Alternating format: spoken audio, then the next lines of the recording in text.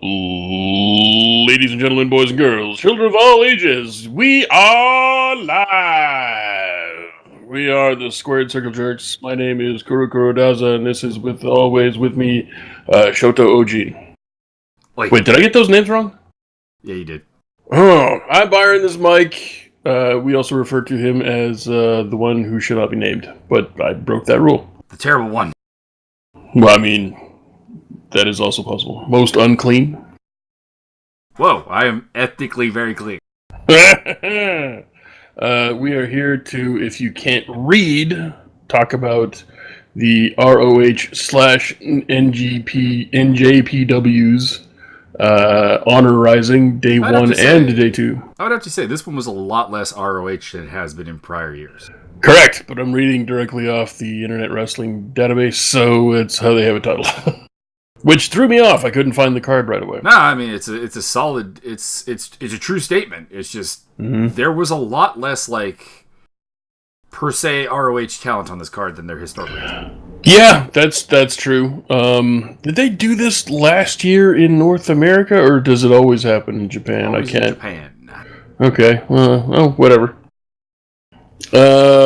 Can I just say that this entire weekend of the NJPWs and the ROHs was dope as fuck. That's. I mean, you can always say it. I'm not going to deny. That is an unassailable fact. That's what I'm trying to say. It is Friday evening. I have had a drink or 7, and sometimes the words don't come quite as smooth as they should. We opened day 1 with your bad luck fails and the pimp Yojiro Takahashi versus Kitamura and Henare. Sorry, Toa Henare. See, Henare. His name is Henry, but they can't pronounce Henry, so it's Henare. I think it sounds better, to be honest. It does. It sounds even more exotic. Yeah. It works nice. G'day, I'm from New Zealand. My name's Henry. We're going to call you Henare. Right, that sounds right. Yeah, we're going to go with that. Yeah. That sounds better. Probably more Australian than New Zealand. I have a hard time differentiating. It's really not as easy to do New Zealand versus Australia as it is to do Irish versus Scottish. Steve, I apologize for his terrible New Zealander accent. I do not. I said I did. I didn't say you did. You apologize for nothing. Pretty much, no. I don't remember specifically much about the match, but there wasn't a ton to this match. I do remember something. Takahashi came down with a different lady this time, and also on night 2. Very police-oriented. We'll call her Officer Pimp. Ladies. As with everything, the lowest rating I'll go, if we're going to go on the 5-star rating, the lowest rating I'll go for any match on these 2 nights is going to be 2.5 at worst. I can see 2 1/4, but yeah. Yeah, so literally every match, if I refer to a match as being not as good, it just means it's better than anything you're going to see on WWE TV. Well, I think the other key thing is that the matches that weren't as good, they were there to do a very specific purpose. They were there to be the wind-up for the card or to get some new guys some experience. Because Kitamura, still a young lion. Henare, just above a young lion. That's the kind of thing. And then you got some comedy stuff with Cheeseburger and stuff coming up later on. Cheeseburger.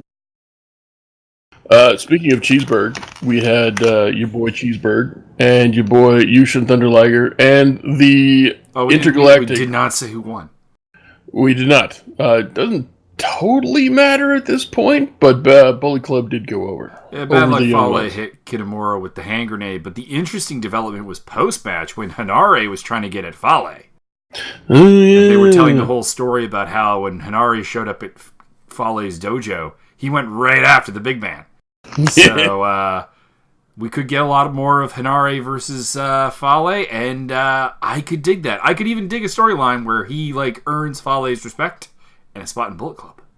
That would be pretty cool. I'll be down with that. I mean, if you're brown, you have to be in Bullet Club, right? Well, you don't have to be, but I mean, if you are from the Pacific Isles, you kind of do. Which, as I was so rudely interrupted, you had your boy. In the next match, we had the boy Cheeseburger and the legend that is Yushin Thunder Liger, and intergalactic, universally acclaimed world champion of everything ever, Delirious. What he said. What he said. Against all of the Tongans. We had Hikuleo. I call this Meng version 2.0. Yeah, the Wall of Meng. We had Hikuleo, Tamatanga, and Tongaloa. All literally the Wall of Meng. And we had the team of Liger go over. And I guess that's okay because you got yourself a rookie on your team, and you got to put Cheeseburger over. Everybody loves Cheeseburger. Cheeseburger is so over in Japan. They had Hikuleo do the job. He can get away with that. And there was a 3-man. It was basically a 3-man sunset bomb. So that was good. And yes, Cheeseburger over is all hell. Liger over is all hell, and Delirious over is all hell. So this actually might have been the most over threesome of the night. Yeah, they had Cheeseburger kind of teased the Shote, the palm strike, didn't really work out, and then they had Liger start doing the palm strike, which got over like a house of fire, which pumped up Cheeseburger to just start doing the palm strike, which was over like a house of fire. It was fantastic. I don't know what it is with the Japanese crowd and Cheeseburger, but they love him, and so do I. He's like a cartoon character to them. They Pretty much. Cartoons. Yeah. Came out with some spiffy duds here as well as on night 2. Yeah, it was like Pimp Cheeseburger. Yeah. And then we follow that up with the Jungian Bucks versus the combination of Finlay and Juice Robinson. Again, very well. They have had these 4 guys wrestle. This was a properly good match. Yeah. They've the had other ones these were a little 4 guys wrestle. I want to say this is like at least the 3rd or 4th one I've seen them wrestle in this combination. They were making a big deal about this being Finlay and Juice's first tag match together. I don't think even close to being true. They've been in like boatloads of 6-mans, of course. Yeah, that's true. Yeah. I don't have a firm memory of them being a literal tag team. Because, of course, they weren't a tag league. Because, of course, it was Juice and Sami Callihan. And Finlay was with Kitamura. Yes. So, yeah, I don't know. I feel as though I've seen these guys wrestle as a tag team a bunch of times, but you're probably right about the multi-man match, yeah. Yeah, they're both New Japan members, so... So yeah, this was a really good match. The Jacksons continue to excel, being the best tag team in the world. _ no D needed. And yeah, there's not a ton I can say about it other than the storytelling continues to be. It's like the Young Bucks have decided, you know what, storytelling's our new thing. Yeah, it's like they listened to Jim Cornette and took his advice. That they definitely didn't. Don't get me wrong. No. They definitely did not. This is definitely like, fuck you, Cornette. Look at this. Waggle the dick in their face. That's what it's more, yeah. It's, well, I mean, even that's listening to Cornette, technically.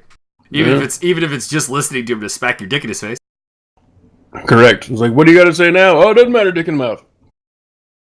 Open wide. We got a wide package for you. Indeed. I can't remember what the finish was. It an Indie Taker or... There's a Meltzer driver on Finlay. Meltzer driver. There you go. Yeah, they're trying to still protecting Juice, which is proper. Yeah, Juice and Nick Jackson were the story of this match. Like they got all the hotness basically. Yeah, Nick got the great offense in and told a great story. I think he's actually become better than Matt. They used to be fairly interchangeable, but now I think like there's a definitively better Young Buck. Stunningly enough. I don't know. I think that's not to say Matt is not that's not to say Matt is not a quality worker, but it's just lately Nick's been real shining in this team. I think that he's just literally letting, like, one of them's had the spotlight for a while, and it's like, okay, now it's time for us to convince everybody else that you're also the shit. That's another possibility. I think they're just doing it a little bit more heavier than they did with Matt when he was the man in the spotlight. The belly to bellies from Juice Robinson all over the place. Fucking great. Yeah. Also about the Young Bucks, I think it's very clear that Matt Jackson's the mouthpiece. He's the figurehead. So there's no problem with Matt letting Nick do a lot more stuff in the ring and carry things in the ring, because Matt's going to be clearly the guy that's going to be carrying things outside of just matches. That's true. It's almost a Matt Hardy, Jeff Hardy combo. Yeah. Which brings us on to our fourth match of that particular evening, which was your boy, the Ticking Time Bong, Hiromu, Ticking Time Bong? Yujiro Takahashi? No, somebody else Takahashi? No, Hiromu Takahashi. There you go. The Time Spitter, Kushida, and your boy, Flip Gordon. Holy shit, this was a coming out party for Mr. Flip Gordon. If this wasn't the match on night 2 was. Yeah. Sure. Well, this match got him the fuck over in Japan. The second match cemented his place. That is, sir, would you be inclined to perhaps show up at Long Beach? Would you be inclined to perhaps do some Super Junior stuff? Indeed. So, Flip Gordon did all of the flippy shit, but it wasn't the super duper flippy shit, it was like athletic flippy shit. And, I enjoyed every aspect of this. I don't remember anything in the match. And granted, it was almost a week ago, because Mio refused to podcast some kind of strict rule about worshiping 5 times a day, and I don't know, I didn't understand it. I mean, but, you gotta make sacrifices to the blood gods, sir. Otherwise, a bloodletter shows up in the middle of your sleep and starts torturing you for no reason whatsoever. I showed you my skull throne. Why don't you respond? It's a nice throne. So, Flip Gordon did all of the things that were good, and Kushida and Takahashi put him over like $1 million, and it was highly enjoyable. I enjoyed the shit out of it. To be honest, I don't think Kushida and Tanahashi can not put someone over like $1 million. I think you put. That's true. Like they are truly. Honestly, I feel they're the 2 best junior heavyweight workers right now. Like Ospreay is more fantastic. And Marty Scurll's damn good as well. But if I had to pick 1A and 1B, it's Kushida and the Time Bomb. Yeah, I would not totally disagree with that. I mean, of course, Ricochet is the best, but his career is over now, so that he's not on the table. So, yeah. But this was way more entertaining than I thought it was ever going to be. I thought Gordon was in there just to like eat the pin and show off. That's or like help everybody else. Yeah, because I thought we were building to one of these guys going for the title against Ospreay, preferably Time Bomb because of the heel face dynamic. But yeah, Flip Gordon got the win.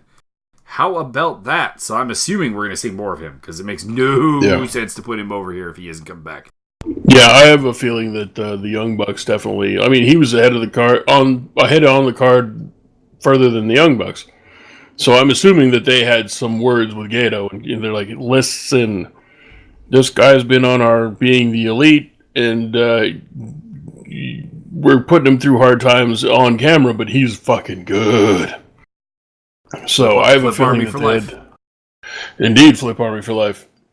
So I have a feeling there was some words had there. And a 5th match of the evening was Dalton Castle, Jay Lethal, and Ryusuke Taguchi versus the best friends of Beretta and Chucky T and Jay White Privilege. Can we talk about the Chuck Taylor thing? We were talking about this during the match, but the Chuck Taylor kiss of excellence. Because for those of you who don't really know, Chuck Taylor's tag team partner list is phenomenal. Extensive. It's Ricochet, it's Johnny Gargano, it's Human Tornado, Kenny Omega, Trent Beretta, Gran Akuma, Icarus. It is freaking fantastic. If you are Chuck Taylor's tag team partner, you will do big things. I agree. And this was no exception. With the exception of possibly Jay White. Yeah, Taguchi was in there to eat the pin, and he did. Yeah, that's sad. But who else are you going to get? You can't pin Jay White, even though, honestly, I'm still not sold on Jay White. Well, I don't want to talk shit about him. In fairness, this plays into later on what happens with Jay White. So, I mean, I don't think you could have had him get pinned here. No, but I'm still and have what happened later happen. Yeah, well, as a character and as just a wrestler, I'm still not sold. I don't know what the big deal is. I understand that you're not sold, and to be honest, I'm not the biggest Jay White fan on the planet either. I was stunned when they put the U.S. title on him. I thought that was weird. I thought there were just better options. Yeah, I mean, if you look at Okada and all of the extremely overqualified challengers that he's had, and he's beat them all, and you put some rookie up against the Kenny Omega, and they have kind of an okay-ish match, and then he wins the title. What?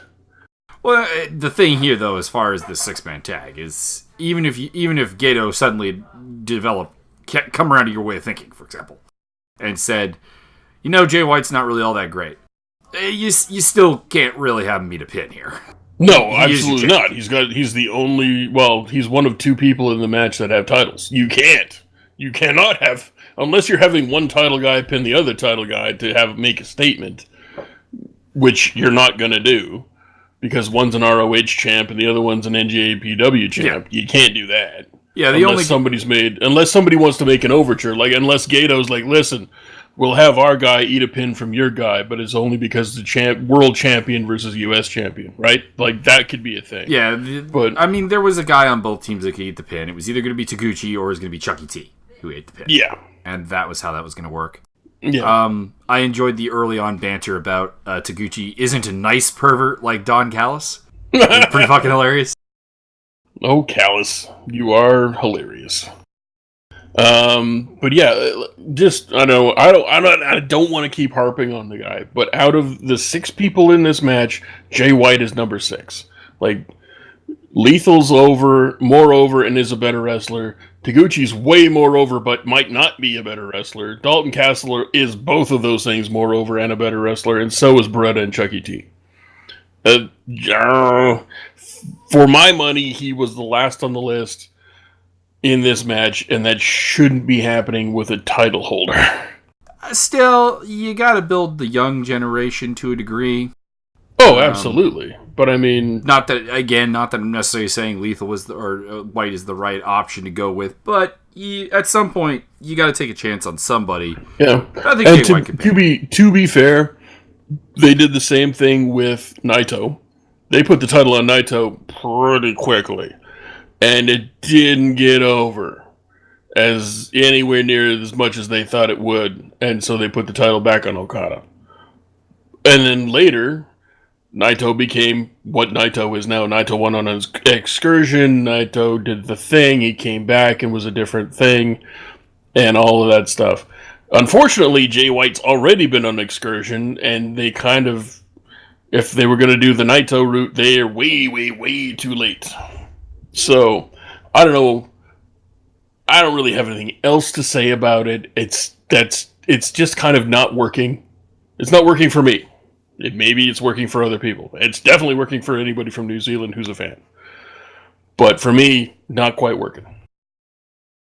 Then we went on to Beer City Bruiser versus Goto, my boy. Holy shit. So, Beer City Bruiser, MVP of the entire weekend. You can't disagree with that. Who else? Chase Owens? Come on. Well, Chase Owens was pretty good. Chase Owens was pretty good. Shockingly good. But I mean... No, I would agree. Beer City Bruiser. Beer City Bruiser, OP, don't ever nerf. This guy did everything right. He was the classic heel. He does heel shit from the 60s that gets over like a house of fire because no one's seen it in 20, 30 years. It's all of the things that are good. He's even got a branded beer cozy. Whenever he takes a drink, you see his fucking logo. It's great. Yeah, I mean, it's the novel idea of having a heel who's a complete asshole with very little in the way of redeeming qualities, but he's also a badass. Yeah. And you have to respect that. Indeed.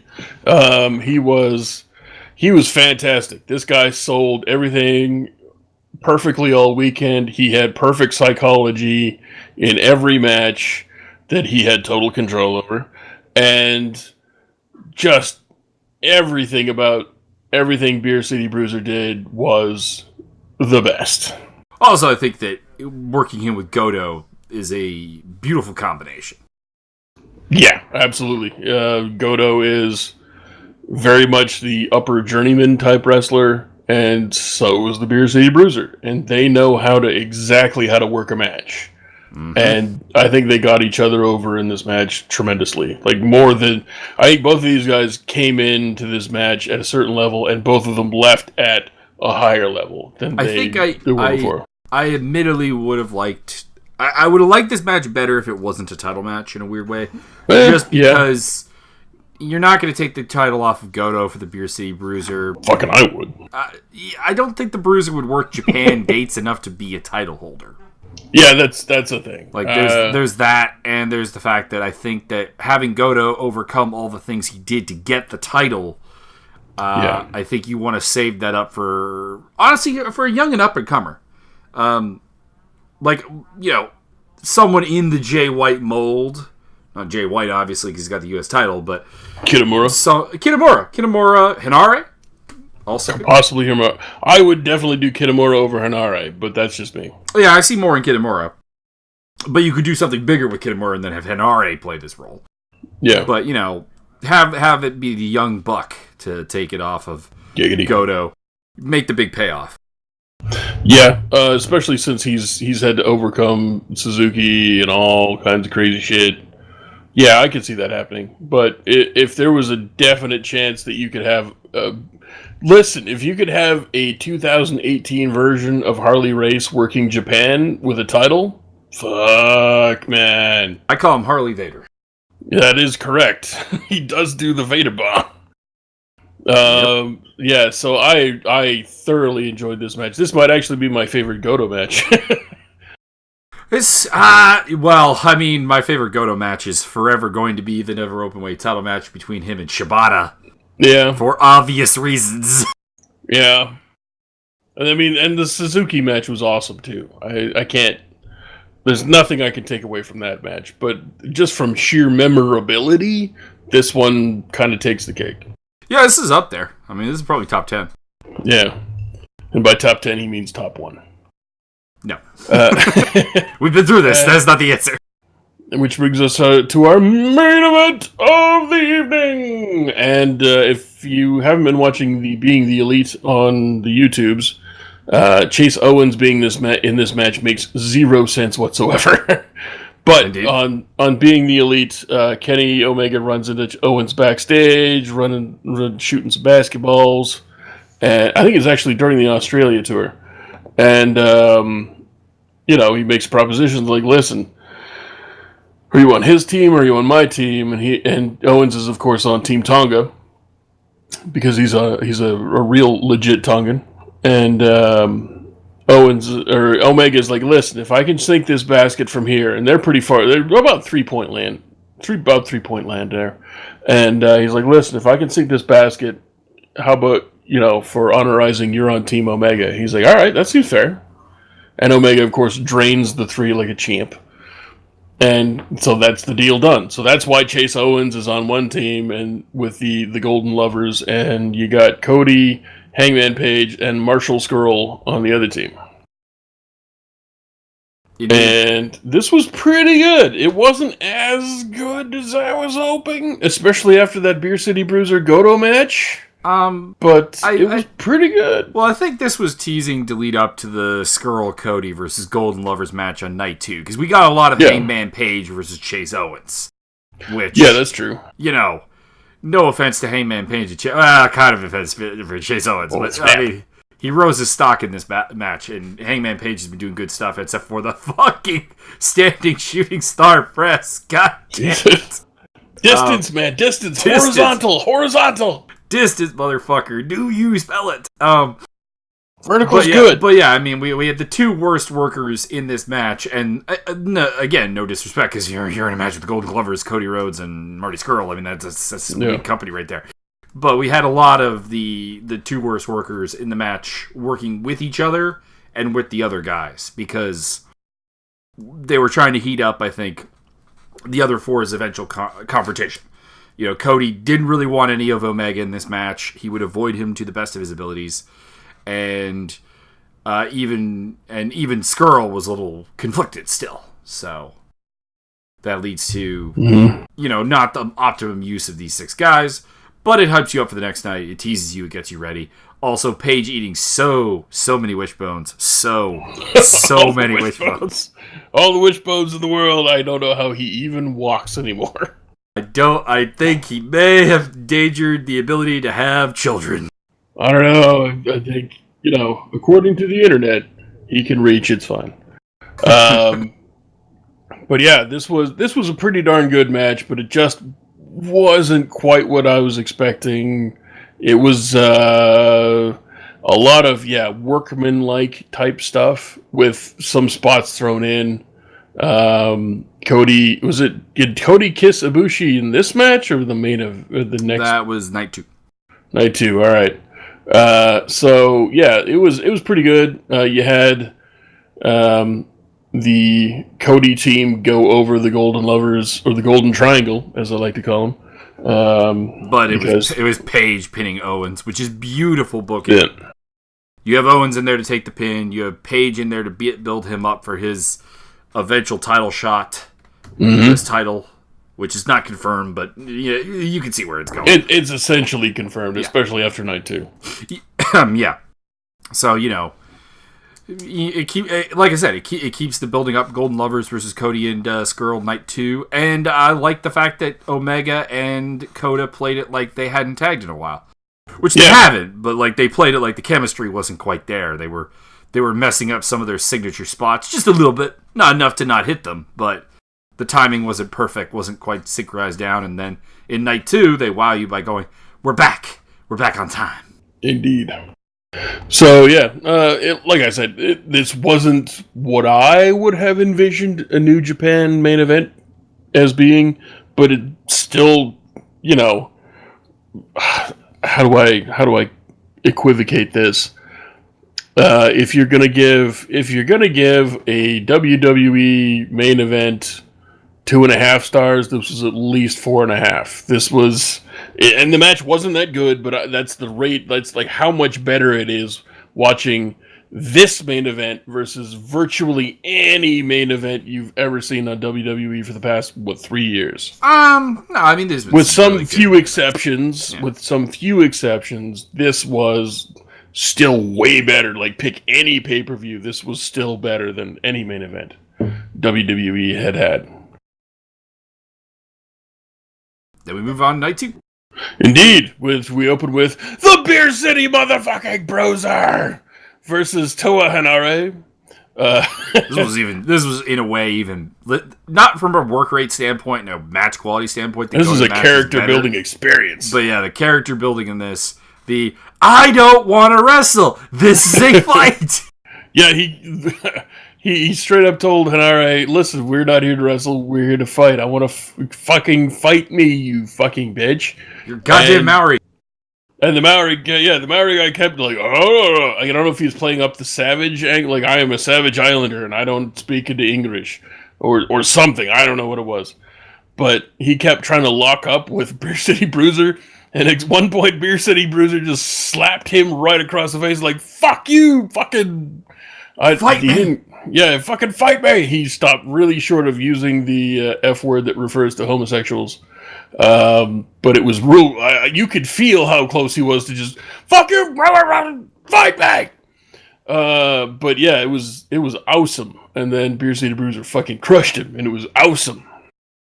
Yep, and he won with a frog splash. All the frog Big splash. man got froggy. 17-star frog splash. Uh-huh. Which led us into, that was like not even 4.5 minutes. It was great. Fantastic. That's all. You got all the heel work in. You got all the actual work in. You got the character work in. There was a short story to tell, and he told it great, and got in, got out. Got that money. I don't know how much they paid him for this weekend, but give him an extra $10,000. Mm-hmm. He's not hint. He's not done yet. Oh, foreshadowing. Which brought us to our second match of the evening, which is a six-person tag. Well, I mean, all 6 of these men are kind of sick in a way. So, yeah. Indeed. We had David Finlay, Jay Lethal, and G.Wise Robinson versus all of the Tongans in the world, Chase Owens, Hikuleo, and Yujiro Takahashi. So, one Tongan. I guess. I don't remember a ton about this match. There wasn't a ton to go with this match. They let Juice Robinson get some good spots in, just like the belly to belly stuff again, and the punches and that kind of thing.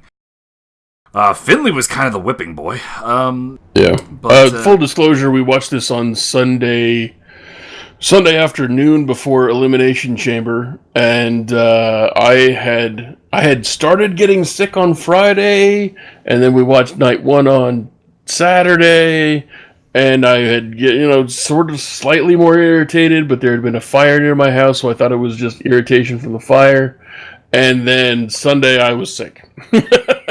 Sunday I was for sure sick. I don't think that really implicates much about this match, though. It was there. But it was there to eat some time. It has to do with my recollection for a lot of this stuff, because I was not at all a well person, and was also having. Hey, I had to take part in the New Japan drinking rules. That's just how that is. That's true. So there's a combination of factors here that leads me to not recall. God gave you a pretty easy night on the drinking rules. Correct. Night 1 was definitely harder than night 2. You fucking pussies. Anyway. So yeah, this match was pretty good. It just wasn't that memorable. It just had a spot to fill in the card, and it did that. Yeah, it was there to get those guys a second booking. And it did that. Which led us on to Finley's team goes over because Dave Finley needs a fucking win. Holy shit. Mm-hmm. Which led us on to our tag team match of the next, which was Bushi and Takahashi Time Bomb versus Ryusuke Taguchi and Flip Gordon. Flip Gordon got, might I say, the crowds this weekend for Honor Rising were goddamn nuclear. These crowds were hot as fuck. They always are for the Honor Rising cards, because they get to see some people that they don't get to see a lot. I guess so, but there were 1,700 people the first night and 1,714 the next night, and it sounded like there was at least 5,000 people there. These people were chanting for Flip Gordon. Flip Gordon got flip. They either got the flip, or the Gordon. It was fantastic. A star was born. Flip Gordon is over as fuck. It was Beer City Bruiser. all the Stars born on this on these 2 nights. Correct. The ultimate tag team of Beer City Bruiser, Flip Gordon, and Cheeseburger coming at you. Oh, unstoppable. This was a pretty damn good match. This was a pretty damn good match. Bushi, of course, with the chokeroonie and the Busharoonie. Mm-hmm. Yeah, the whole time he's manhandling Flip Gordon, I'm like, wait for that referee to turn his back in. You're going to get a proper welcome to Japan, my son. Flip Gordon, what big spot? He hit at least one big spot in this match. I just don't remember what it is. He did a lot of stuff that you see a lot of, so it's not going to sound impressive just to list the moves. But the technical proficiency, the balance, the timing he has, the execution is magnifique. It's like Gordon Ramsay cooking a 5-course dinner. Flip Gordon Ramsay. There you go. That's where I was going with that. The LIJ dudes go over. I don't remember what they went over with a Super MX. Yeah. I don't even know what that is. So Bushi's finisher is the MX. It's basically the code breaker. Oh. Takahashi's got Taguchi up on his shoulders for Bushi to hit the Avalanche MX for the finish. Oh yeah. Bushi never gets the finish, so I don't remember what his finishes are. Well, he gets the finish sometime. Bloating! Well, he just beat Gato with Wrestle Kingdom. Oh yeah. So he got 2 finishes in the last 3 years. It's kind of like that. But. And then it brought us to our 4th match of the evening, which was for the NEVER Openweight 6-man titles. All of the Tongans versus the the Cheeseburger, Delirious, and Yushin Thunder Ledger. AKA most over trio on the night. Apparently fucking so. I enjoyed that Cheeseburger befriends the announcer and actually defends him from Bad Luck Fale. Yeah, he got Bad Luck Fale. Oh god, he's gonna hit me. And Cheeseburger's like, no, motherfucker, not on my watch. I like that a whole lot. He got fucking crushed for it, but it was awesome. This was a relatively one-sided match for a title match. Pretty much, But it kind of has to be. It was all of the over versus all of the badass. Yep. And, of course, the champs retain because, well, Cheeseburger got absolutely freaking crushed. And it was pretty good. They were like, that's pretty good, Cheeseburger. You got a little respect from us. And then, bam, hit all their finishers on him. Yeah, Cheeseburger had to be actually carried to the back by, I think it was Oka. So, Oka gets a little bit of the rub. Oh, yeah, he did. He fucking cradled him the whole way. It was awesome. I remember that. Which brought us to our fifth match of the evening. We have the Hung Bucks of Hungman Page and the Young Bucks, of course. If you don't know, now you know. Versus Chuckles T, Jai White, and Yoshi Hash Browns. Why the fuck is this guy involved? Well, because Beretta was getting his title match. So, you needed to just sub a random Chaos member in, basically. So it was either Yoshihashi or Yoshitatsu. And, I mean, I get the option, I guess, would have been Goto, because he's the Chaos member that doesn't appear on night 2. Yeah. But that'd be 2 champions against, probably a little overkill. Yeah. So they gave Yoshihashi the booking. Yeah, fair enough. Yoshihashi continues to get over like a lake on fire. It's sometimes the crowd gives him a good reaction, but yeah, not the biggest Yoshihashi fan. He is a serviceable worker, decent like soldier for any faction, basically. But there was a bit there where he was feuding with Minoru Suzuki over the NEVER Openweight title that I was really actually behind him for a bit.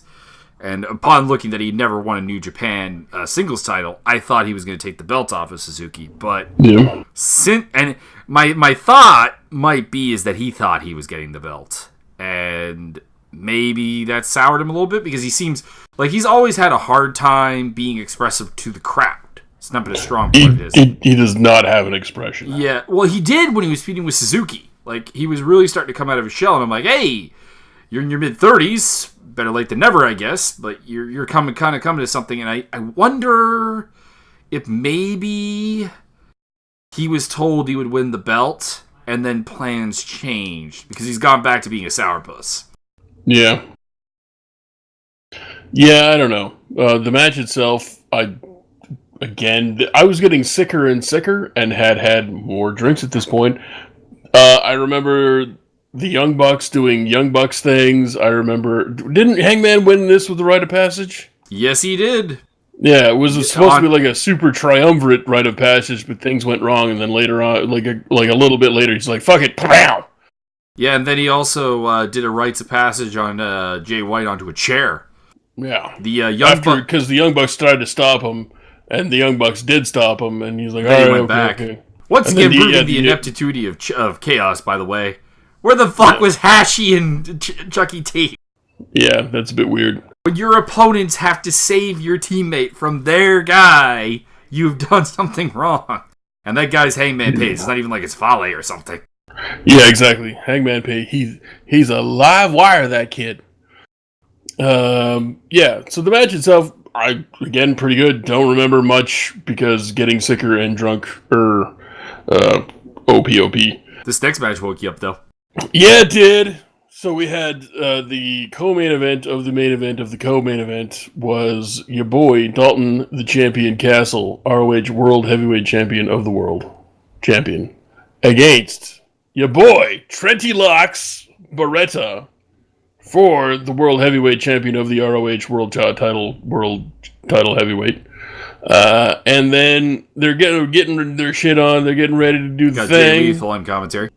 Jay Lethal on commentary. And the Beer City Bruiser comes down and sticks his giant dick in the way. It's like, I I told my nag of a wife that I was coming home with some gold. Thanks to Goto, I don't got no gold, so I'm in this match. I'm sticking my dick in, and there's no fucking chance you're gonna do nothing. And that ring right there, it looks like a bowl of mashed potatoes. And Dalton Castle accepts, yeah. Yeah, long story short, Dalton Castle did he beat everybody up, or like?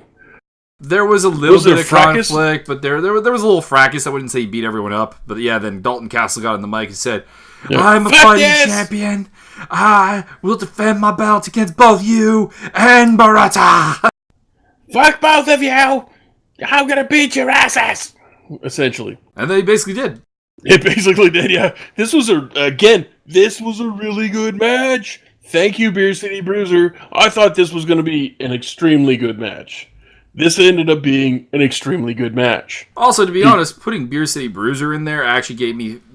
I didn't think that we'd get a title change, but it became a lot more likely with Beer City Bruiser in there because Beretta's legitimately very banged up. Yes. So putting the belt on him now is not a good plan. He needs some time off, needs to heal. Like, he's got a similar injury to Tanahashi on the tricep. Or bicep, I can't remember which. Yeah, it's bicep. And he's also got a fucked up pec. So, yeah. Yeah, it's not a good scene for him.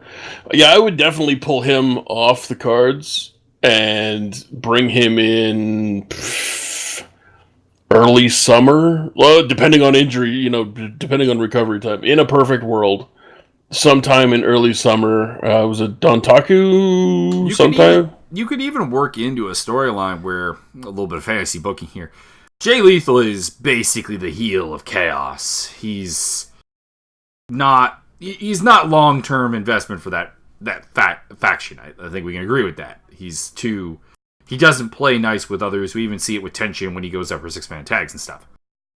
What if, during Beretta's time off, you had Lethal maybe, destroy Chucky T a little bit? Like, give Chucky T a title shot or something and he wrecks him. And then Beretta comes back, triumphant return, beats Jay White for the title. I'm fine with that.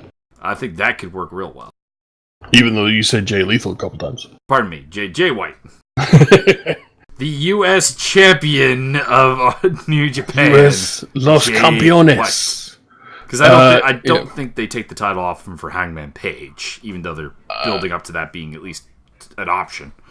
Yeah, no, I don't. I'm not. If you want to have that title be credible, you want to have people that have the title. Yeah, be credible. You really can't go from White to Page in the early going of this title's history and establish it with the. You could have Page hold that belt. You can have White hold that belt, but if you're gonna give it some believability, because Omega's run wasn't that long, not a lot of title defenses. Yeah, very good ones where they were like Juice Robinson and Beretta. But yeah, there wouldn't really be a tremendous amount of credibility to have the third U.S. champion be Hangman Page. But you do some work with Jay White, you make him a bit more of a psychopath than he already is, and then Beretta gets to be the conquering hero. Yeah, that'd be fine. I'm fine with that. Good old Trenty Locks on Twitter. Because that man is awesome. Indeed. I'm stealing this photo, and I am not giving you credit. Okay. It's Steven Larson. They were at the last Long Beach show. Yeah, more. And they Steve took a picture of Trent after he'd done his long fucking dive onto nothing, and he was getting back into the. So you have 3/4 of Steve's smiling, grinning idiot face, and Trent fucked up on the ramp on the way in, and put it up on Twitter or put it up on Instagram. Yeah. And somebody alerted Trent to the picture, and Trent commented on it. Says, "I am stealing this photograph and not giving you credit." And then he took it and put it up on his own Twitter. Go Trenty Locks. Trenty Locks OP. which led us to our main event of the 3 What? Just to throw it out here, the finish of this match was a deadlift German suplex on the Beer City Bruiser by Dalton Castle for the pin. Dalton Castle, strong as at least 3/4 of a horse. Yes. It was awesome. Main event of the evening! Before I get interrupted again, God, who are these people?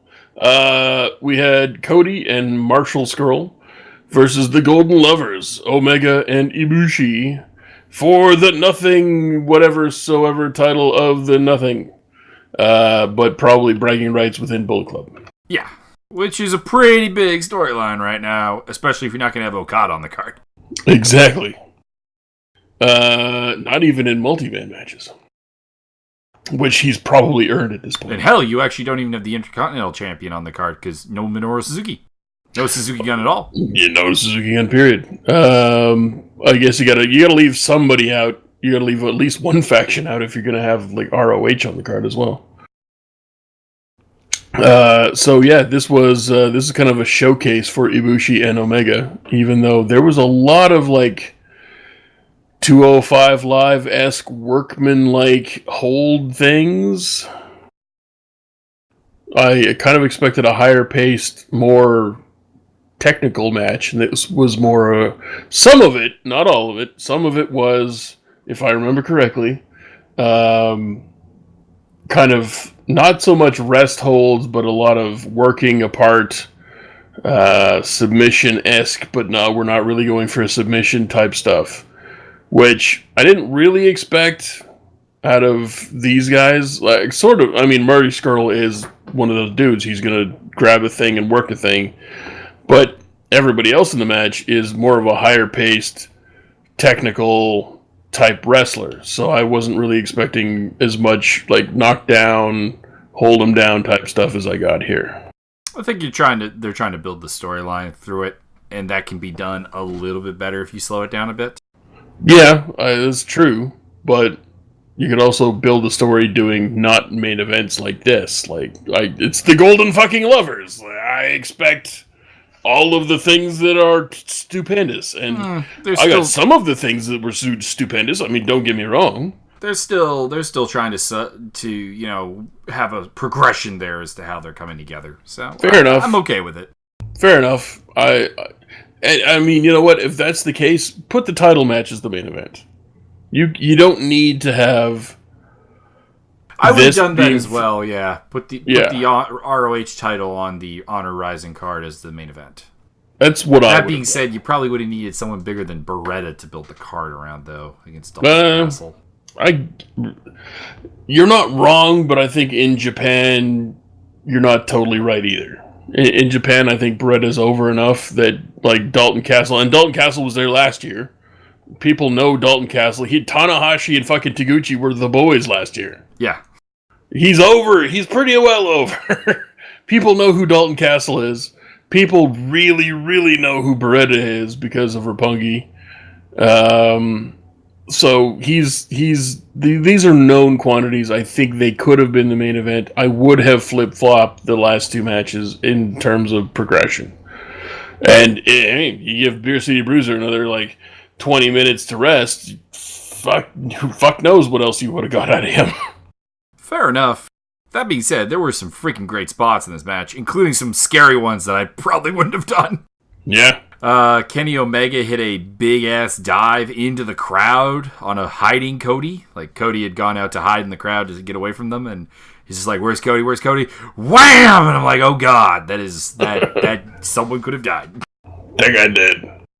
And Cody returned the favor by doing a, how do I explain this? He did a springboard dive over both ropes, like over the corner, to get at Kenny. And he landed real awkward too. Yeah, I remember that. That was probably not the greatest idea. Not fantastic. OP got over like house fire, but no long-term great idea. And bit of a running theme. Omega had to save Coda a couple of times in the match from crossroads and stuff like that, and including a submission spot where it was so Coda, I think, was caught in the trailer hitch, and Kenny was in the crossface chicken wing. And Kenny managed to battle his way back to his feet and drops Marty Scurll right on top of Cody Rhodes to break up both the submission. Yeah. There was a number of really good spots in here, but I can't help but have the feeling that it could have been more. Like it definitely could have been more. Like, they did not pull out all the stops. Yeah. But I don't really know if Honor Rising is the place to pull out all the stops. But I see where you're coming from. They could have picked up the pace a little bit, pulled out a couple more stops, and made this a bit of a specialer match than it was. Yeah, this needed. I felt that this needed to be not the statement in the Bullet Club feud, but at least a statement. And this ended up being kind of just I think this will be viewed as sort of a footnote. This was a match that they had. This wasn't like, this was one of the points with which things happened and this, that, and the other. This is just going to be like, yeah, they had this match. It's like, Matt Hardy had this match against Bray Wyatt, and it was back in like January. Whoa. It's not that bad. No. Just like that equivalent of, if you're looking at a total storyline, Bray Wyatt and Matt Hardy definitely had a match or three in January. Which one do you remember? None of them? You know they existed. Largely no specifics now. Yeah, you know they happened. And this might not be on quite that level, but this is going to be an match that was had by these guys. I don't think this is going to be a statement or a punctuation or... I mean, if they do it right, this was going to be like the lowest level of what we saw going on an upward swing from here. I have faith that is the case, though. Yeah. Like, I feel like it's only going up from here. Yeah. The other interesting thing, of course, we talked about it before because we thought you thought it was on night one. Cody stealing the kiss from Ibushi.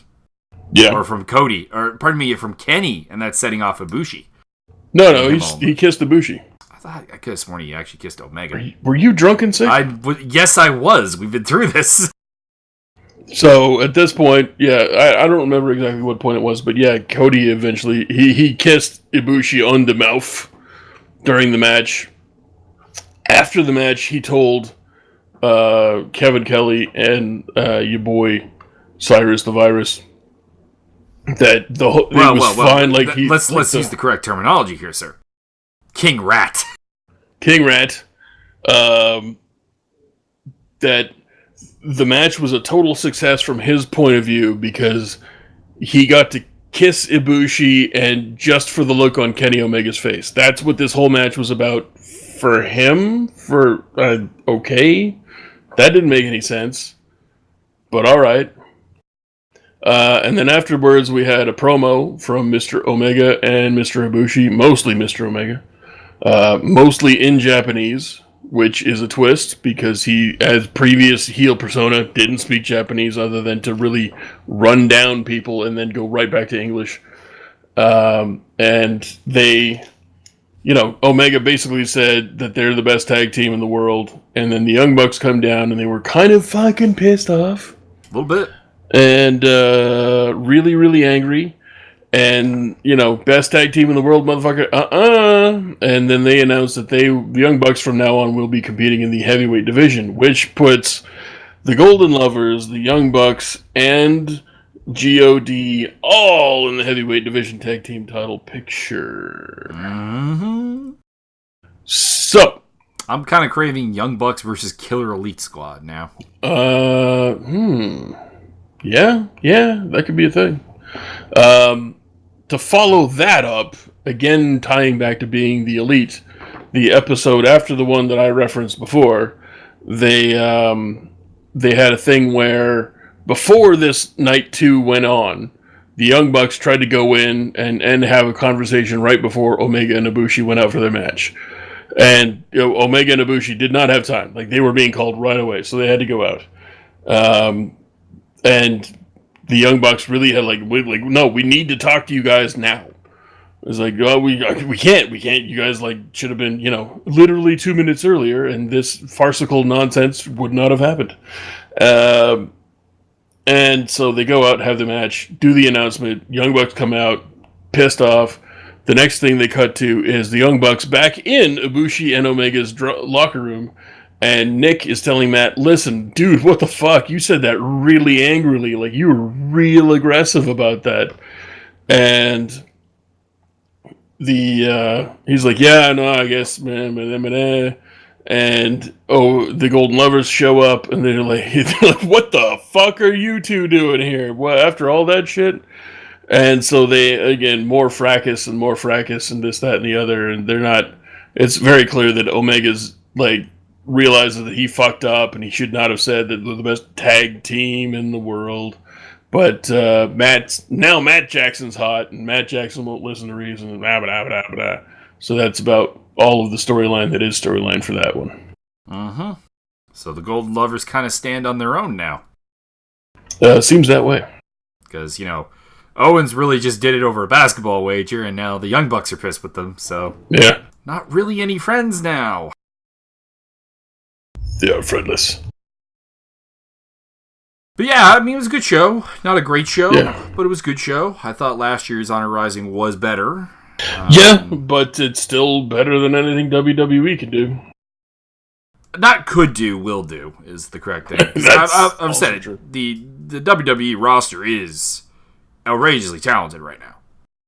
The quality of matches and storytelling they could put on is ridiculous. Yeah. And in fact, that's actually what makes me more disillusioned with WWE product. Because, you're talking to a guy who enjoys CZW, Jersey All Pro Wrestling, FIP, and these are not quality products in general. They can be every once in a while, but the quality of wrestlers on the card is kind of lower. So you go in there knowing what you're going to get, and you just kind of enjoy it. WWE, I've seen so many of these wrestlers work at a much better rate, do better things, and I know people will say, well, the WWE style of doing, 300 plus days, etc., etc. I'm like, well, then stop doing that. Yeah. Give them a break. Yep.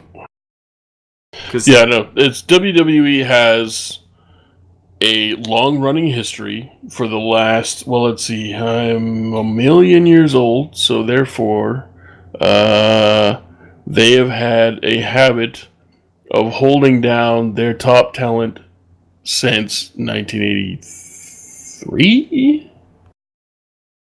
Yeah, pretty much, they held down Macho Man and everybody else who should have been top of the card other than a select few, which, Bret Hart, Shawn Michaels, Undertaker, Stone Cold, The Rock, John Cena.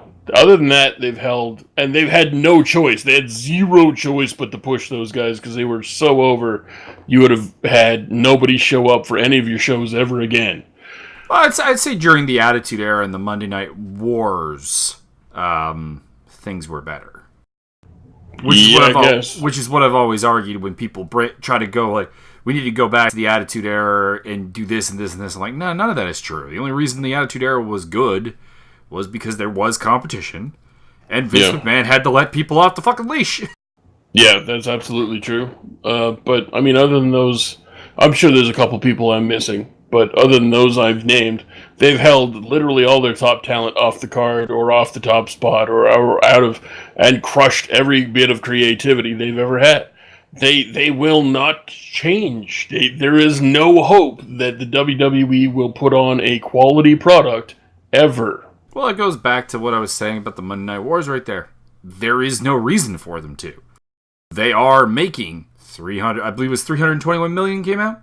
They're losing everything. They're losing rating, they're losing subscribers, they're still making money. Yeah, and they will. Listen, who can't make money doing? There is an underground wrestling federation in my city that no one attends, and they've been going for a long time because they make money. Is that's going to be them? Are they slowly going to decline? No, I'm not even trying to use it as justification as to what, like, if if I were running WWE, and I'm not, but if I were, number one, I would own the fact that I'm a wrestling promotion, something Vince doesn't want to do. Yeah. Number two, I would be interested in being the best possible wrestling promotion I can be. Whereas Vince is just interested in turning a nice, tidy profit. And their profits are growing. Despite the loss of everything you just listed. But they're still making more money. And that's... I've said it before, I'll say it again. The way you get WWE to change is to vote with your wallet, stop giving them money, and give other people money. Until something can actually drive them to be better. Which is why I have subscribed to NJPWworld.com. Mm. So that's all the news that is news for this particular weekend, and nothing else happened. Pretty much. We're actually just going to do our WWE podcast right after this, so you'll probably be able to watch that right after you watch this. Piss off. Get off his lawn.